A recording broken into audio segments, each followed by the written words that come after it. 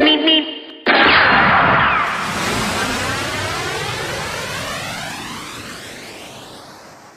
episode, while having an interesting concept, it was really predictable, and that's kind of one of the problems I have with the episode. Now, don't get me wrong, predictability is not a bad thing as long as there's something interesting going on within the episode.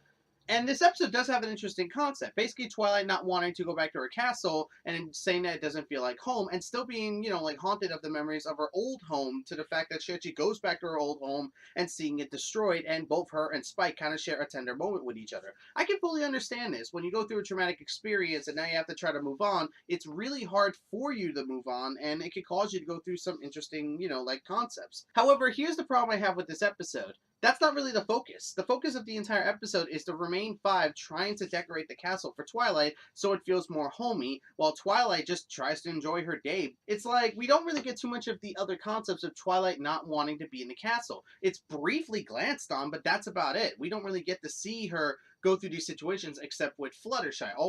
We only get to hear about it. And that's kind of a problem with me. That breaks the show don't tell mentality of the show. And not to mention, this episode just feels like one big, kind of redo of Shake Your Tail, where every member of the Main Six was trying to have their own style implemented. Same thing with the castle. They were trying to have their own styles implemented into the castle and the design of the castle.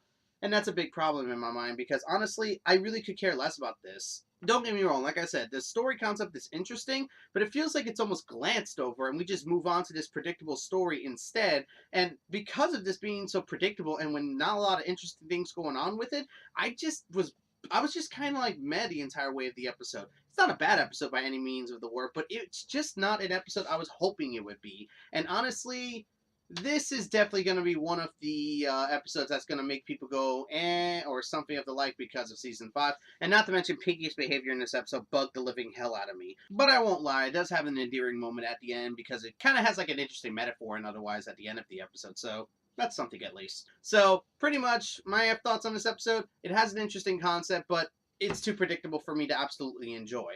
And that's my speed impressions of Castle Sweet Castle.